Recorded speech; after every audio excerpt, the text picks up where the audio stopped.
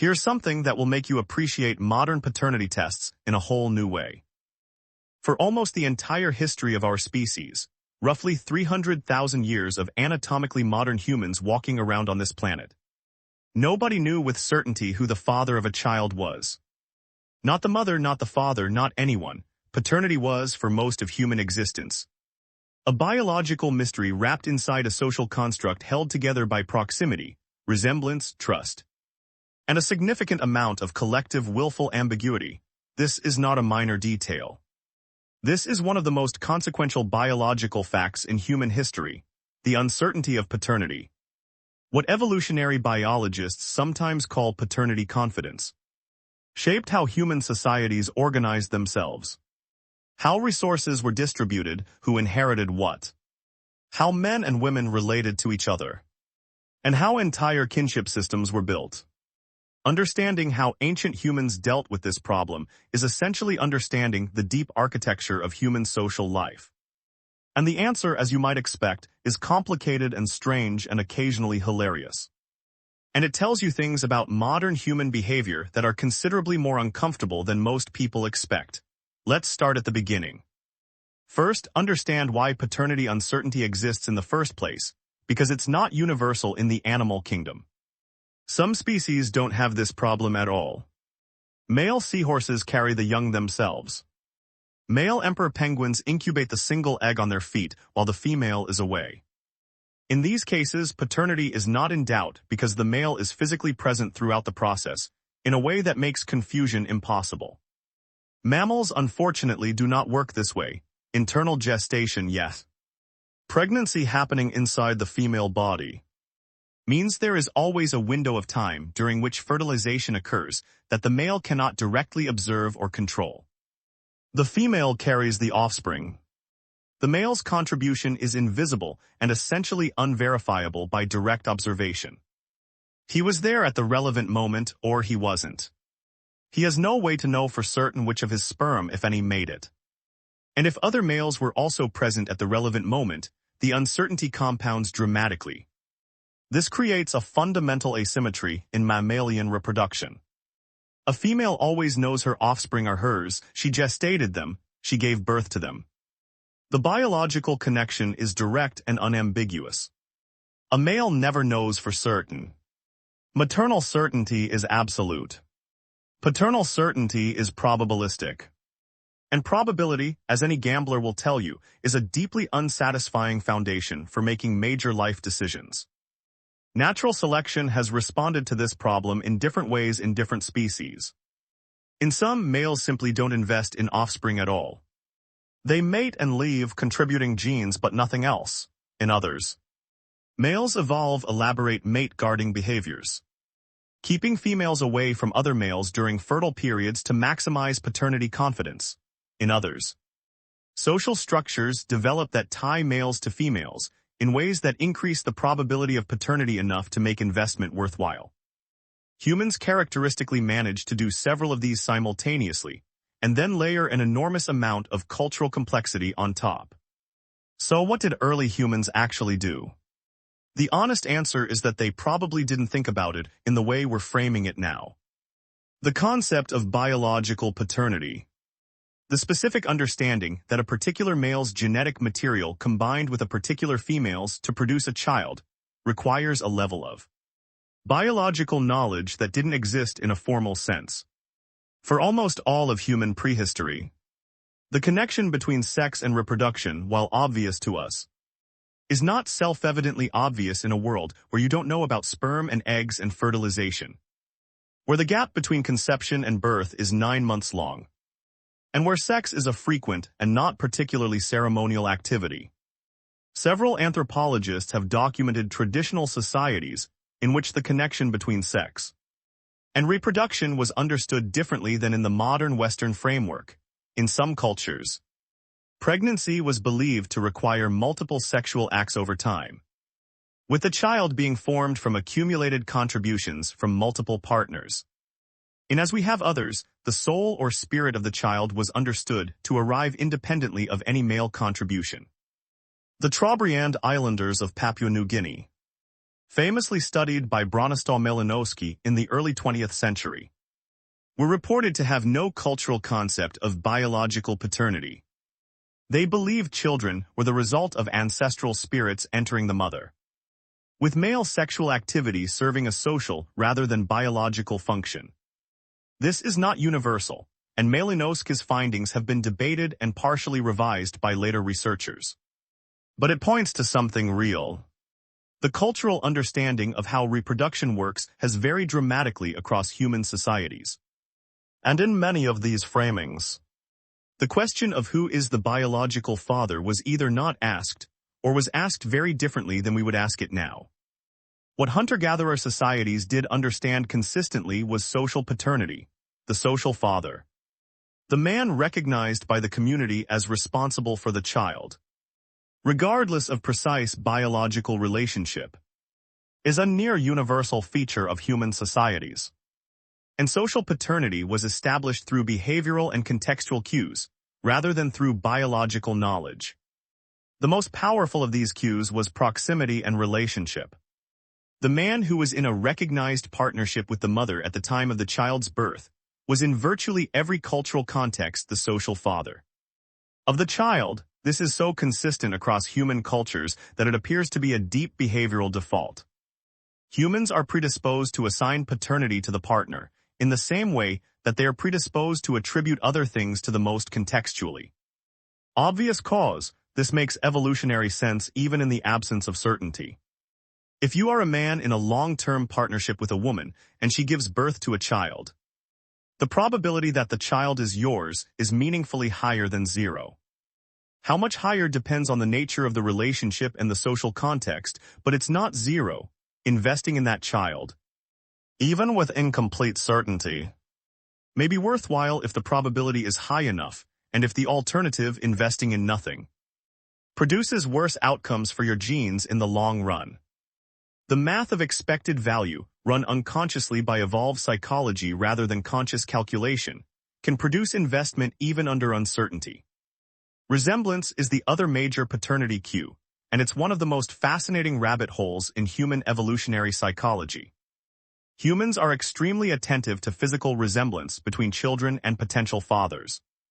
Studies across multiple cultures have shown that when shown photographs of children and asked to identify which of several potential fathers the child resembles, people perform significantly better than chance. And this ability appears to be skewed in an interesting direction. Humans are better at detecting resemblance between fathers and children than between mothers and children, despite the fact that mothers are certainly related to their children. And the resemblance should in principle be equivalent. Why the asymmetry? The leading explanation is that there's been evolutionary pressure to be specifically attentive to father-child resemblance, because that's the relationship that's uncertain. Mother-child resemblance doesn't need to be verified. The mother is always present. Father-child resemblance is the uncertain relationship that would benefit from a quick visual check. There's also a fascinating set of findings around how people comment on resemblance. Studies have shown that when a child is born, maternal relatives, the mother's family, for whom the child's maternity is never in question, tend to say the child looks like the father. Paternal relatives, who might benefit from believing in the paternity, also say the child looks like the father. Everyone apparently defaults to affirming paternal resemblance, possibly because this affirmation serves the social function of reinforcing the paternal bond and encouraging Snort's investment in the child. Whether the child actually looks more like the father than the mother in a given case is almost beside the point. The social act of declaring the resemblance does real work regardless of its accuracy. It binds the father to the child. It signals to the community that paternity is established. It makes the investment relationship more likely to be maintained. Now, here's where the story gets considerably more complex, because not all prehistoric societies organized reproduction and paternity the same way. The popular image of prehistoric human sexuality is often one of two extremes. Either total promiscuity with no pair bonds, or lifelong strict monogamy. Much like a modern Western marriage, neither of these is accurate. The reality appears to have been considerably more varied and considerably more interesting. The human mating system. Looking at the biological and anthropological evidence together, appears to be best described as flexible monogamy with significant variation. The core pattern in most human societies is a pair bond. A recognized relationship between a specific man and woman that involves mutual investment, cohabitation, and shared responsibility for offspring. But this pair bond coexists with, and is complicated by the reality that humans also engage in relationships outside these bonds at significant rates across all documented cultures. Evolutionary biologists have found evidence of this mixed system in human biology itself. Human testicle size relative to body size is intermediate between the pattern seen in polygynous species, where males mate with multiple females and have large testes for sperm competition, and strictly monogamous species which have smaller testes. This intermediate pattern suggests that our ancestors experienced some degree of sperm competition, meaning that multiple males' sperm were sometimes competing for the same egg, which only happens if females were sometimes mating with multiple males in short succession. Human sperm biology also shows signs of this.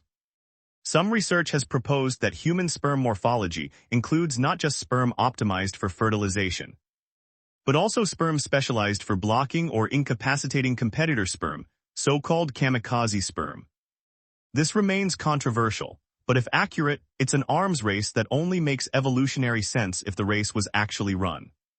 If sperm from different males were at least sometimes competing inside the same reproductive tract. None of this means prehistoric humans were running around in a state of free-for-all promiscuity. It means the mating system was complicated, that pair bonds coexisted with outside relationships, and that paternity uncertainty was a real feature of the reproductive environment rather than an occasional exception. Different cultures developed radically different institutional responses to paternity uncertainty, and tracing those responses across human societies reveals an enormous range of creative solutions. Some hunter-gatherer societies practiced what anthropologists call partible paternity, a formal cultural belief that a child can have multiple biological fathers, each of whom contributed to the child's formation through sexual intercourse during the pregnancy. This isn't a myth or a metaphor in these cultures. It's a sincere belief about reproductive biology, and it carries real social consequences.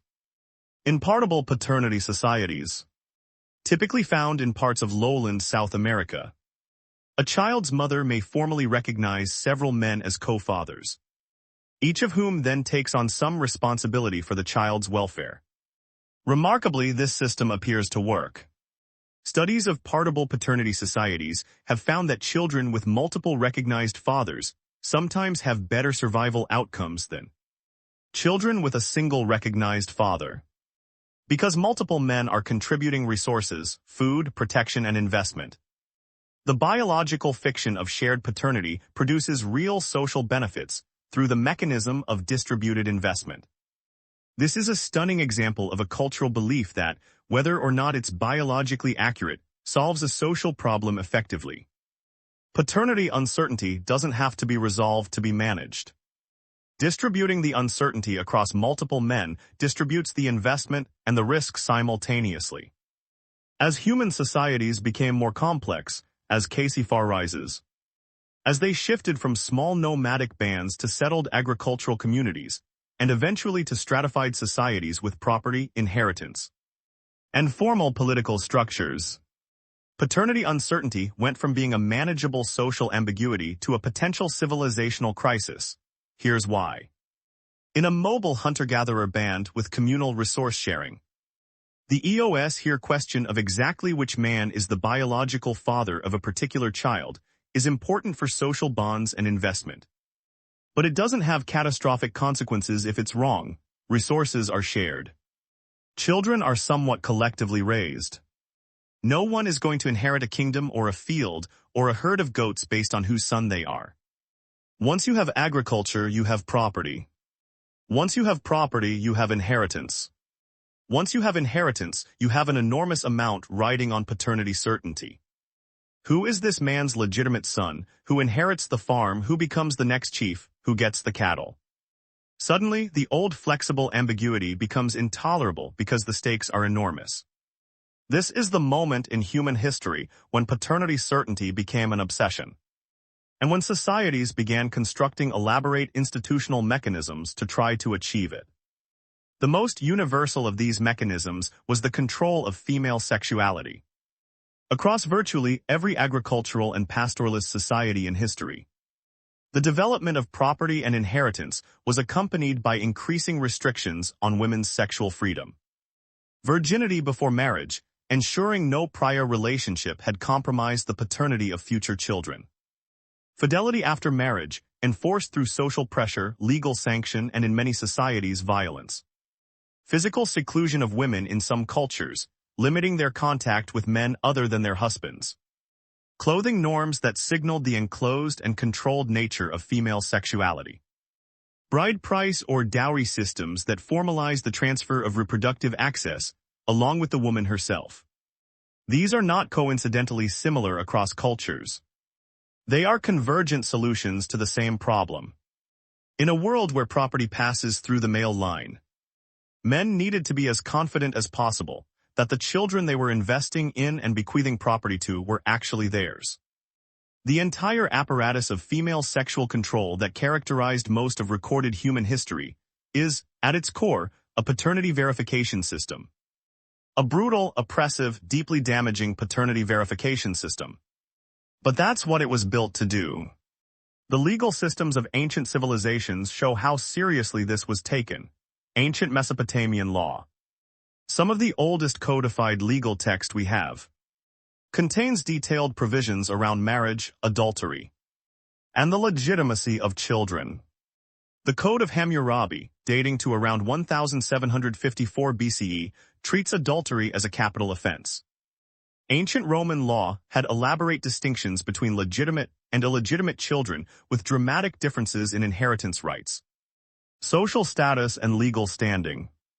Ancient Greek society was similarly structured around the concept of legitimate heirs. The word for a legitimate son, nesios, carried enormous weight in determining everything from property rights to citizenship. The intensity of legal attention to female fidelity and the legitimacy of children in every early civilization is striking. And it's strikingly consistent. Everywhere humans built complex societies with heritable property and power, they built legal and cultural frameworks around paternity certainty. The details vary enormously. The penalties, the specific rules, the exceptions, but the underlying concern is identical everywhere. This concern also shaped religion.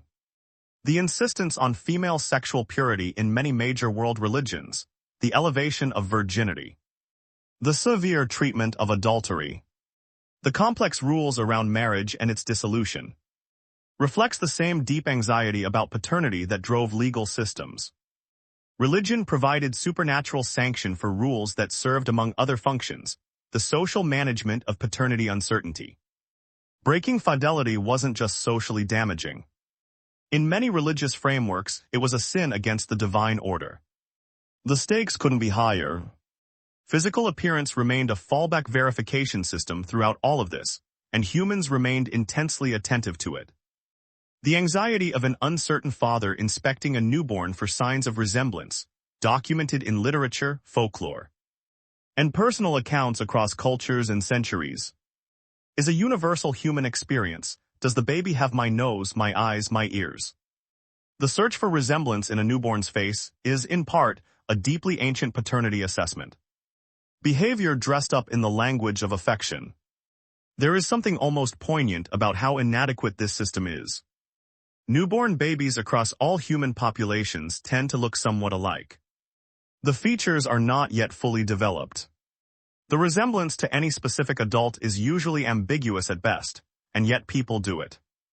They examine the baby, they compare, they declare resemblances. The behavior persists because it served a function, even when it didn't work particularly well. Some research has suggested that newborn human faces may actually be shaped by natural selection to be somewhat ambiguous, not too strongly resembling the mother, in a way that might invite comparison with other men.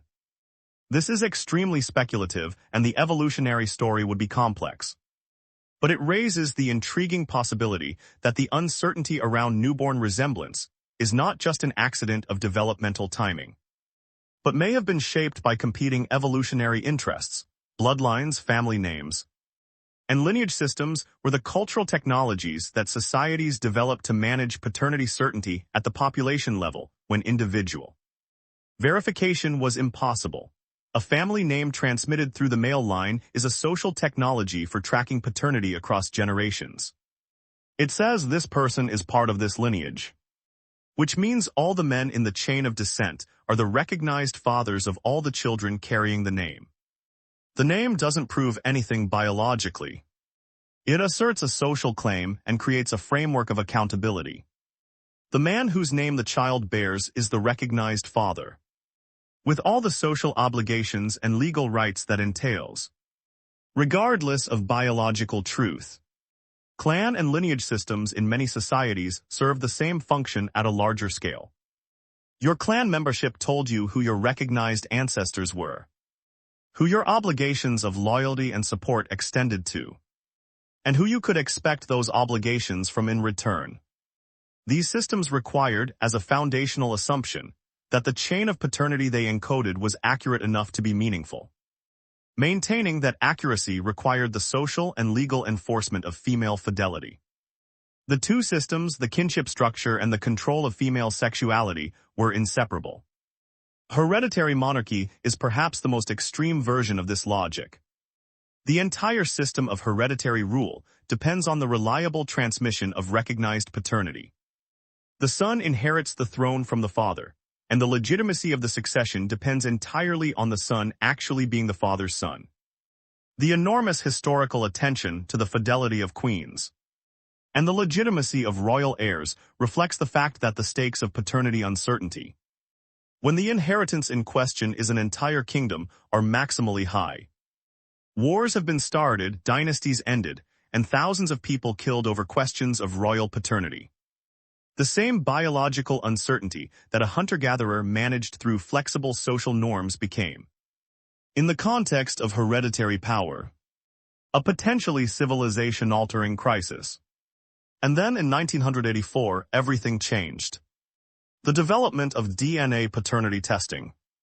First using DNA fingerprinting techniques developed by Alec Jeffreys, later refined into the modern PCR-based tests that can be done with a cheek swab and processed in a few days, gave humanity, for the first time in its entire history, an actual answer to the question, not a social answer, not a legal presumption, not a resemblance-based guess or a cultural convention. A biological answer accurate to a probability so high it's effectively certainty. The test works by comparing specific genetic markers between the child and the potential father. If the child's markers match the father's at all tested locations, paternity is confirmed. If they don't match, it's excluded. This technology landed in a social landscape that had been built over thousands of years around the assumption that certainty wasn't possible. That the entire apparatus of marriage, fidelity, legal presumption of paternity, and social norm enforcement was the best available substitute for actual knowledge. And what the technology revealed when it was applied broadly was uncomfortable. Studies using anonymous paternity testing data suggest that non-paternity rates, cases where the social or legal father is not the biological father, vary significantly across populations and social contexts, but are consistently above zero.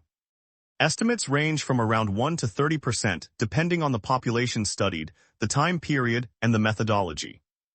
Most careful modern estimates for contemporary Western populations cluster somewhere in the low single digits, perhaps 1 to 3%. Which sounds small until you consider that it represents millions of people living in family structures built on a misunderstanding about a fundamental biological fact. The availability of paternity testing has created new ethical and social dilemmas that previous generations never had to navigate because they couldn't. The question of whether a man has the right to test his paternity without the mother's knowledge.